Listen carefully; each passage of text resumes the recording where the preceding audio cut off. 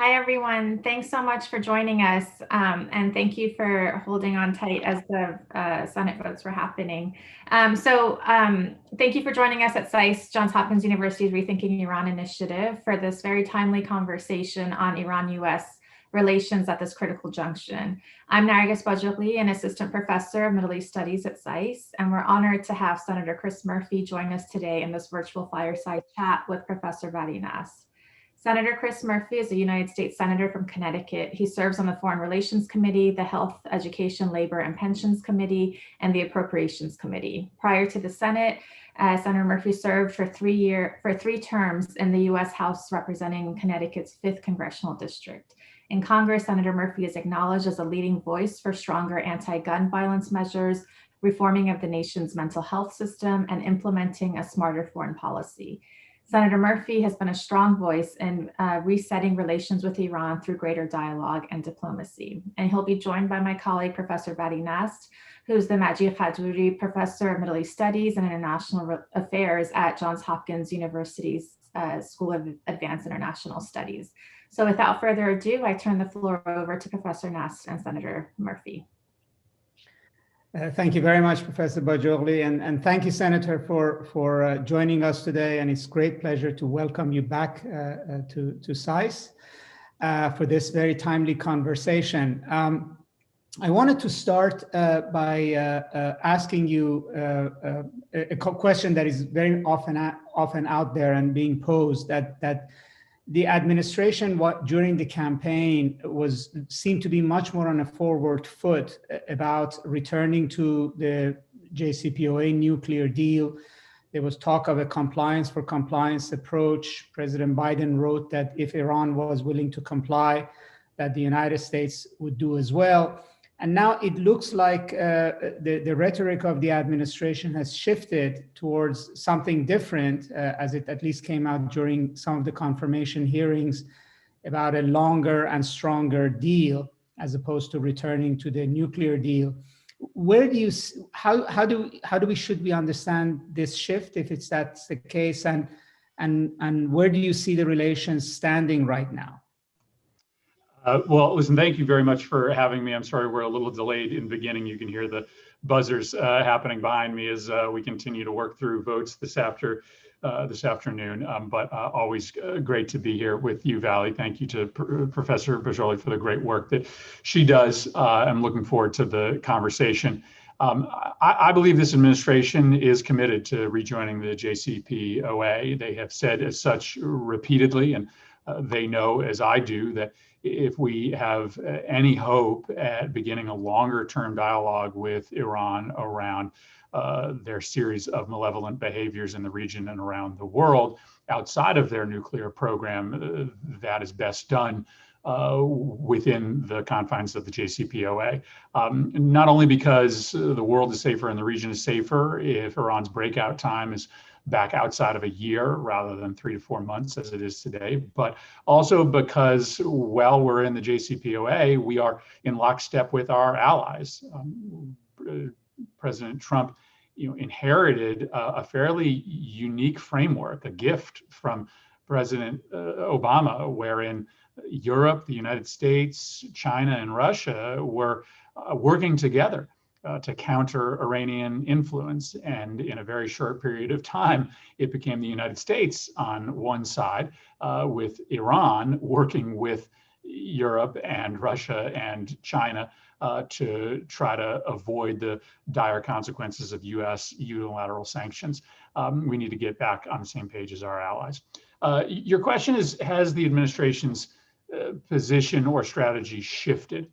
Listen, no secret that Donald Trump took steps near the end of his administration to make it very difficult for the Biden administration to get back into the JCPOA. New sanctions, attacks on Iranian individuals, support for allied attacks on Iranian individuals, rose the temperature such that dialogue was going to be very difficult.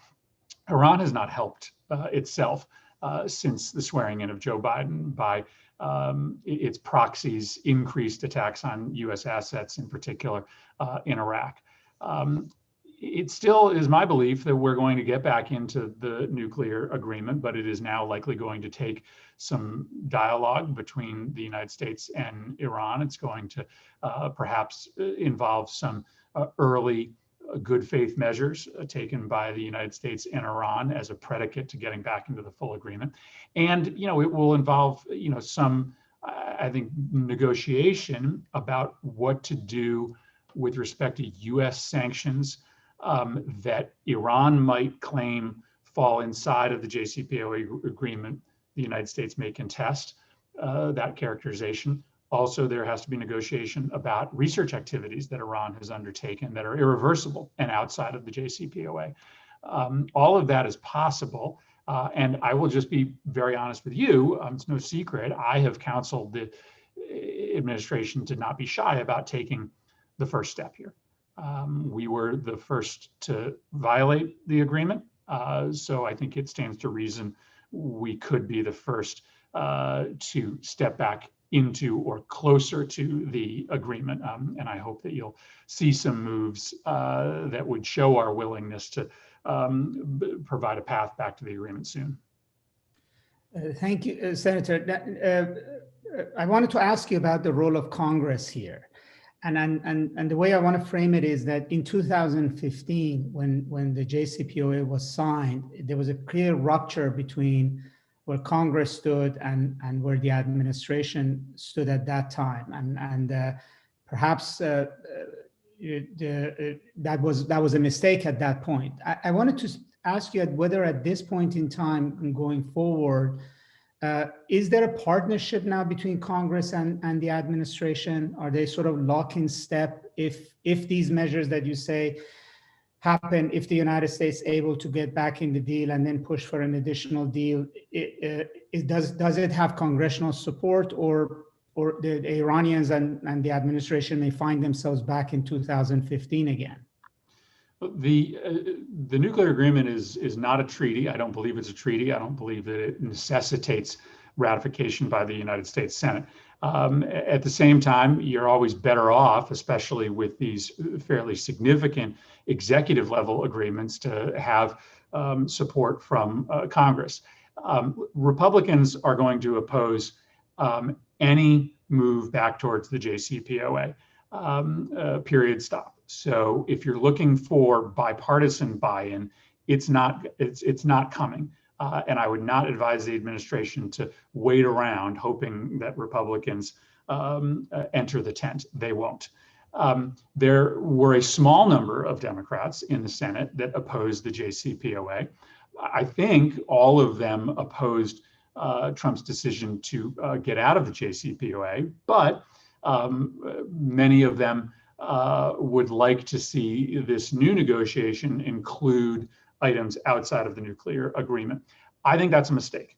And I believe that the vast majority of Democrats in the Senate and the House support getting back into the JCPOA and then using that as a platform to litigate other issues like the ballistic missile program. So there is going to continue to be a diversity of opinions in Congress. There may not actually be 50% for any one option, because there are some members of Congress that want no dialogue with Iran, Republicans. There are some Democrats that only want a comprehensive dialogue with Iran. And then there's the majority of Democrats like me that want to get this nuclear question taken care of. So that's a long way of saying, if the administration is going to wait for consensus in Congress, I don't think it's going to happen, which means they've got to move on their own. Consult Congress, but I don't know a consensus position is coming. So I guess the lesson the Iranians learned last time is that you cannot trust the US administration, because if, let's say, Republicans are back in 2024, whatever deal they sign with the Biden administration can be torn up. And even within JCPOA, there's a clause that the Iranians by 2023 have to ratify the additional protocol, and the administration has to ratify the JCPOA in Congress. And what you say suggests that that's a far idea. That's not going to happen. So essentially, how does the United States convince Iran that whatever agreement it achieves has legs and that it will survive a potentially a Republican administration in the future? I think it's important to remind the Iranians that Donald Trump in many ways was an outlier within Republican foreign policy establishment circles when he decided to remove the United States from the JCPOA. The advice he was getting from many Republicans was to stay in the agreement. And so it is not automatic that a future Republican administration would decide to pull out of the JCPOA if the Biden administration got back in. But I will agree that this whipsaw of US foreign policy is compromising our ability to do deals all over the world. I would argue that part of the difficulty right now in reestablishing transatlantic unity is that our European partners, with respect to the JCPOA, but also with respect to China policy and other areas of international relations, are worried about the same thing. They're worried that they're going to start locking arms with the United States only for us to pull back away 3 years from now. So this is in part what the Biden administration is grappling with. I think it's part of their reason why they don't want to remove or rescind all of the Trump era sanctions, because my sense is the Biden administration rightly places an importance on some degree of continuity, even from the Trump administration, where there were deep disagreements. The Biden administration would not have applied sanctions in the way the Trump administration did. I'm not sure they're interested in undoing all of them, because they do want to create this message of consistency wherever possible and hope that a future Republican administration follows suit. Very interesting notion. The Iranian reaction to the administration's position, at least within the nuclear deal, has been to move in the direction of major escalation. The supreme leader in Iran talked about 60% enrichment. There have been back and forth hints in the public arena in Iran that Iran should actually pursue a nuclear bomb. The Minister of Intelligence in Iran suggested that the stockpile of 20% enriched uranium continues to grow. And Iran's going through presidential elections, which means that perhaps serious negotiations will not even be engaged till fall. So if Iran begins to get closer and closer to a breakout position, will that trigger Congress basically acting on its own and escalating with Iran, or would it actually bring the administration and Congress together in terms of a way to engage Iran faster to stop the breakout? I think it's a very tough hypothetical. I think the scenario that you sketch out is all the more reason for the United States to act now in a bold way to get back into this agreement. Again, I have supported the United States taking some early steps to show our willingness to get back into the deal, so as to establish a de-escalatory pattern.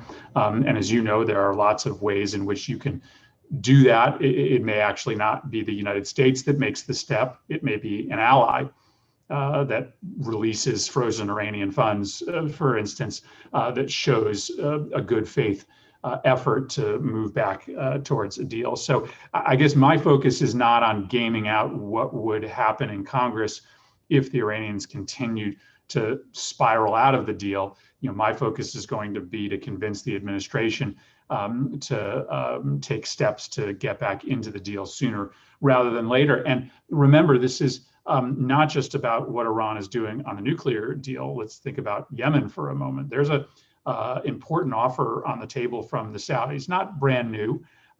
It's just the Saudi side of the offer, but the Iranians will have no interest in de-escalating in Yemen so long as the maximum pressure sanctions apply to their economy.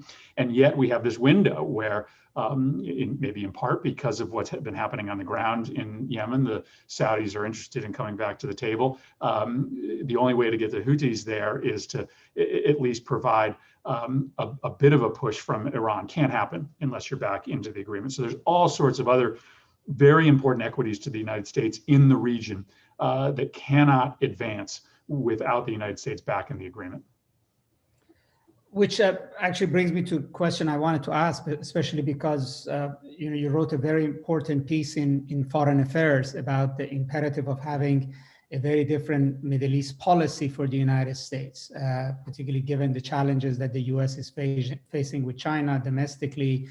So does the current tangle with Iran run the risk of bogging down the United States in the Middle East for longer than it anticipated? In other words, we're trying to de-escalate in Yemen and Libya and Syria and get out of Afghanistan, hopefully May 1st or sometime thereafter. But ultimately, JCPOA may bring us back to the region. I mean, the failure to get back in the nuclear deal bring us back into the region? Well, I think it holds us to the region in that so long as you have these provocative actions against US personnel, it spins up an escalatory cycle, which will lead many here in Congress to argue for additional resources into the region. In the piece that you mentioned, I make the case that I don't think is terribly groundbreaking or earth-shattering, that the Sunni states matter less to the United States than they did 30 years ago. The Carter Doctrine is not as relevant when we export more oil than we import, and we get more oil today from Mexico than we do from the Saudis. And I worry that our troops and our assets there are sitting ducks. We didn't have this military footprint in the region prior to September 11th, and they're there to be targeted by the Iranians or militias or extremist groups. Increasingly, I don't think they are protecting our interests. They are more of a liability than an asset. So I certainly am arguing for us to get back into this agreement, but I am also arguing more broadly for the United States to rethink its military footprint in the region, to rethink the defense guarantee that it has provided Sunni states, reset that according to our current interests in the region. For the time being, I may be a little bit outside of the mainstream in these recommendations, but my hope is that we're going to talk about the right size of US policy in the region, not just through the prism of the JCPOA very soon. So let me ask you, in areas like, let's say, Syria or Libya or Yemen, where obviously the Iranian angle is very much there, does Congress basically hold strong positions in terms of what the US policy ought to be? Or is there a sort of a consensus in terms of how we should handle Syria, for instance, or Yemen or Libya, for that matter? On Yemen, I think there is a growing consensus, and that consensus is for the United States to get out and stay out of that conflict. I just think that increasingly both Republicans and Democrats have, grown tired of this argument that U.S. support for the Saudis will eventually allow them to achieve a military victory. So on Yemen policy, I think there's consensus, less so on Syria policy. But I'll say this more broadly. When you come to Congress, you are handed the foreign policy consensus.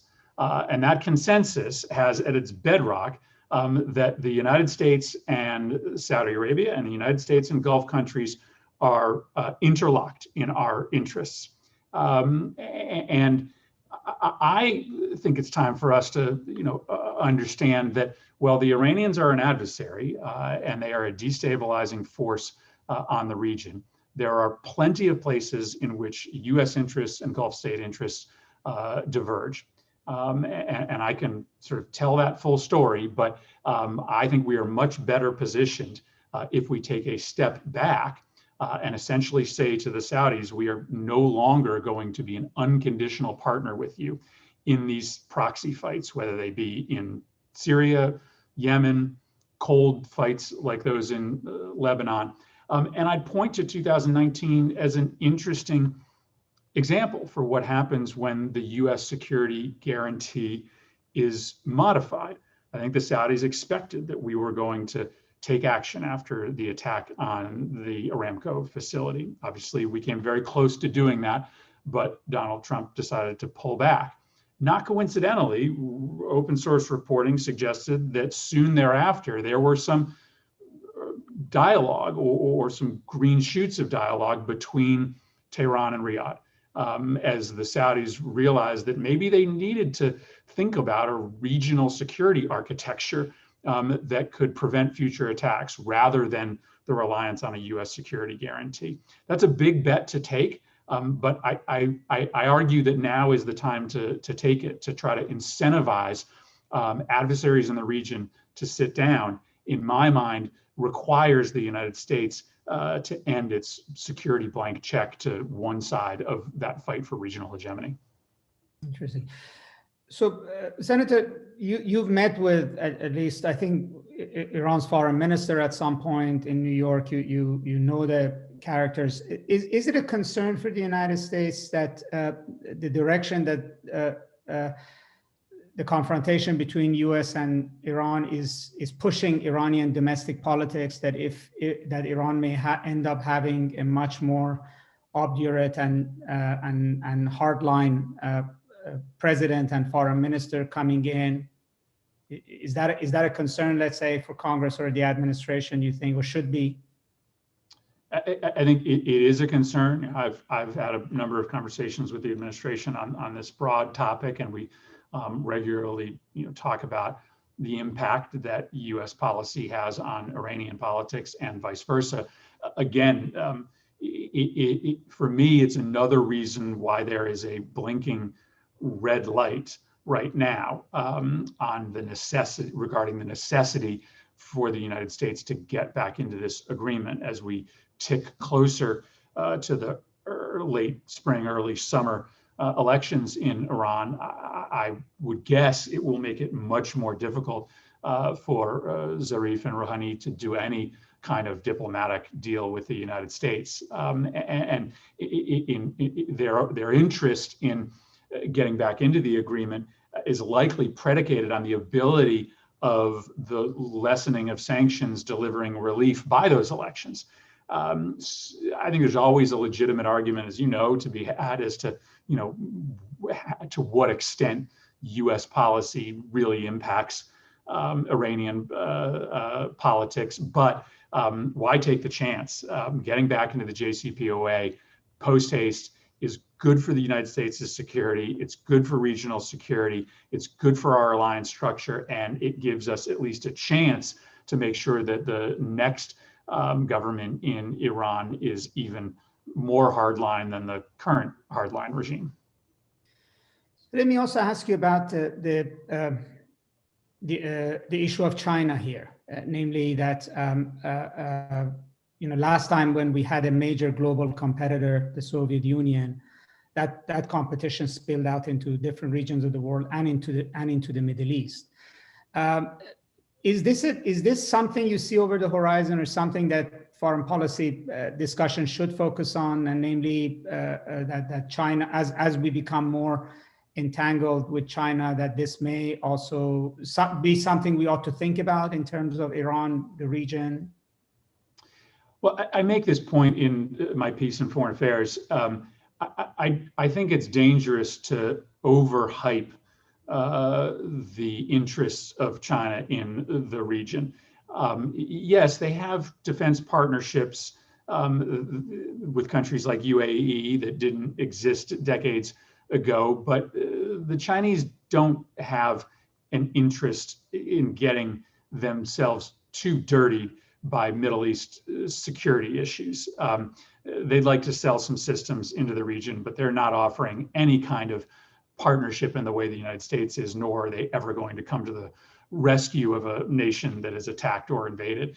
So when folks in DC say, hey, if we don't sell Reaper drones to the Emiratis or to the Saudis, then the Chinese are going to come in and sell instead. I think that mistakes the level of security interests that the Chinese have, and I think it's worth, for the time being, being a little more bold about calling the bluff of some of our security partners in the region who say, if you don't sell stuff to us, I'm just going to go to the Russians or the Chinese. At the same time, we should be doubling down on economic partnerships. We should be giving additional tools to the Development Finance Corporation, to USAID, to be bigger players in the region, because that's the most significant offer that the Chinese are making. That's news to no one. Thank you, Senator. I was going to ask my colleague, Professor Bajorli, to field some of the questions that the audience may have as well. Please. Sure thing. Thank you, Senator. So the audience has been asking some questions, and I've been trying to just summarize some of them. One of them is asking, what would your recommendations be to President Biden and his administration about what their first steps towards Iran should be in getting back into the JCPOA? And the other themes of questions coming up are in relation to your Foreign Affairs article argument that we should be recalibrating our relationship with the Gulf and Saudi Arabia. How do we do that with both the influence of interest groups and lobbying from those countries in the foreign policy establishment in the United States? And second, also without the, it seems, willingness to recalibrate our relationship, especially with MBS and others within the Saudi leadership. And yeah. Sure. Well, let me take the second one first, and just maybe sort of restart the discussion around my piece. What I'm arguing for in the piece is a deeper, more constructive relationship with the Gulf. I'm suggesting that our security partnership does not accrue to the long-term interest of either the United States or our partners in the region, because if these contests, both hot and cold, between the Gulf states and Iran, and of course Turkey is involved here as well, continue to spin up, that's not good for our Gulf state partners. It's really hard to attract investment into the region if you have to constantly be worried about being targeted by missiles from Yemen or other Iranian sponsored entities. Secondarily, we need to press them harder on human rights because the United States needs to be a leader on issues of human and civil rights, but also because in the long run, this bargain that has been cut with people, with citizens in the region, can't last. Oil revenues are not going to be a sustainable mechanism to run these economies and subsidize individuals in the long run. And so this deal in which you don't get any representation, but you have a growing oil economy, is fragile and at risk. So we need to open up democratic space so that as oil revenues decline, you don't have a tempest of unrest. So I'm arguing for what I think is a set of US priorities that ultimately are in the best interests of those nations, unwinding the military conflicts in the region and opening up space for political reform. What are the first steps with Iran? And I think there are a number of steps that have been taken. Some folks have talked about the release of Iranian funds held by the South Koreans, which the South Koreans have an interest in, and perhaps targeting those dollars for humanitarian purposes as a first step. Again, I have been clear that I would not be opposed to a release of certain US sanctions. We didn't get anything for those sanctions. Maximum pressure was a failure from start to finish. So it's not as if, it's not as if we're losing anything from a policy perspective in starting to give a bit on the sanctions we've imposed. So, whether it's from an ally or whether it's a release of a subset of US sanctions, again, my advice is that we not be afraid of taking that first step and then wait and see if there's a step in return. Because, by the way, if there isn't, then that makes it much easier for the United States to get back on the same page as the P5+1. If the P5+1 doesn't see reciprocity from Iran, then it's much more likely that the next message can be delivered in a multilateral way. So in regards to the South Korea unfreezing of the funds, it seems that even though there might have been initial forms of a green light given, that was very quickly walked back by the Biden administration. And so moving on with what you were just saying right now, as the Biden administration is so far continuing maximum pressure on Iran, even though, as you're mentioning, it seems to not be making much policy sense, but the sanctions are still in place.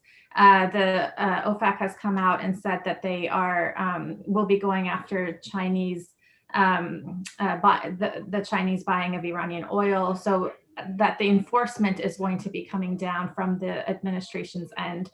And taking that into sort of consideration with broader things that are happening in the region, some folks want to ask about the sanctions on what's going on with Iran and sort of placed in sanctions with Syria, pressures on Lebanon and especially Hezbollah, the continuation of maximum pressure, that from the point of view of the Iranians, this looks like not only a continuation of maximum pressure, but that actually pressure is being increased from the United States' end on Iran and its allies throughout the region. And so given that it was the United States that pulled out, and given the continuation of these pressures, despite what Biden said on the campaign trail, how do we, sort of going back to Professor Nasta's question of you earlier in the discussion, how from the US's perspective can we get back to a certain kind of timetable to re-engage? Yeah. Well, listen, as you've already heard, you don't need to convince me that the United States should take the first step here. I'm not afraid of that. In fact, I think it is likely necessary, given that we were the party that withdrew from the deal. Amongst those behaviors you listed, not included was the missile strike that the United States launched on Iranian-connected militias inside Syria. It may not have been coincidental that within 48 hours of that strike, Iran announced that they would not be interested in coming to a dialogue with the United States and Europe regarding the nuclear program. That strike didn't prevent future strikes against U.S. interests. It was only a few days later that al-Assad base was targeted and an American contractor died as a result. So, I would argue for a military de-escalation, a move towards the negotiating table on behalf of the administration. I certainly have made that case publicly. I've made that case privately to them. I do want to say, I think they have confidence that there will be an ability to drive Iran to this negotiating table, that there will be an ability to try to have both sides sitting down and talking about the pathway back into the deal. But as you mentioned, every day that goes by, that maximum pressure increases, that Iranian-backed forces in Yemen send missiles into Saudi Arabia, that our troops remain at risk from KH attacks in Iraq is a day that we are at risk of not being able to get back into this agreement, and that to me is a non-starter. So again, you're preaching to the choir if you're making the case that we should be bold in the steps that we take to try to restart diplomacy. Great, thank you, Senator. And another question that just came in is that could maintaining the current sanctions regime on the Islamic Republic have the unintended consequence of expediting the diversification of Iran's economy away from the energy sector? And if so, how do we proceed? And I would, yeah. Yeah, I'm probably not the expert on that topic. I don't have a deep read into the diversity or potential future diversity of the Iranian economy. Our sanctions are, not just limited to the oil economy. We have a broad array of sanctions that I would imagine are hindering growth in almost every sector of the Iranian economy. And again, we know this generally about sanctions, that while they can impact the decisions of governments, they can also make it harder and more difficult for those governments to do deals with the United States, because they worsen attitudes about the United States. They turn the citizenry of that country against the United States, and that makes it more difficult for that nation to engage in U.S. diplomacy. Often sanctions end up, hurting citizens and civilians without actually changing the behaviors of regimes. Of course, Iran is the example where a sanctions regime done over a long period of time in a multilateral way had a dispositive impact. Part of the reason that I have been an opponent of the maximum pressure campaign is that it was not constructed the same way as the Obama era sanctions. In fact, there were so many ways for the Iranians to go to the Europeans or the Russians or the Chinese or the Indians to find a way out, that the sanctions, while not being feckless, were just not going to ever bring them to the table in the way that we were back during the Obama years. So again, that's what we're left with. The Biden administration right now is continuing to impose a series of ineffective sanctions. And I think that has to be part of their calculus as well. Senator, let me ask you about there's a humanitarian side to these sanctions as well. And obviously now, particularly on Yemen, the administration has taken a much more of an interest in the humanitarian impact of the war. Is there a way to, aside from the larger economic sanctions, to address some of the humanitarian issues that Iran faces, particularly in the midst of the pandemic? Yeah, I'm certainly open to that. I was supportive of efforts in the Trump administration to provide a small release valve for COVID relief into Iran. I'm pleased at the decision the administration recently took to let aid flow back into Houthi-controlled areas of Yemen. On another side of the world, I just sent a letter to Secretary Blinken yesterday arguing for the end to diesel sanctions in Venezuela, which seem to be only impacting the poor people who rely on diesel fuel to power their farm trucks without really affecting the regime. We need to sort of step back and have a bigger conversation about the impact of U.S. sanctions and our over-reliance on them. We've sort of come to be a two-trick pony when it comes to U.S. foreign policy. We sanction our adversaries and we sell arms to our friends. So count me in for a much sort of broader look at how we re-equip the foreign policy toolkit so that the only thing we have, so that we have something more than simply economic sanctions when a country, veers away from international norms. Thank you very much, Senator. We're unfortunately at the end of our time. This was an extremely rich conversation, and we're very grateful for you sharing your time with us, and wish you the best as you pursue all of these challenges in Congress. Thank you. Well, let me just, as we sign off, say thank you to SAIS and thank you to the Rethinking Iran initiative. You do really good work. You are often thinking out of the box. And for those of us in Congress who try to fill that lane inside the building, we really appreciate the work that you do outside the building. So thanks for this partnership, and thanks for having me today. Thank you so much. Thank you very much.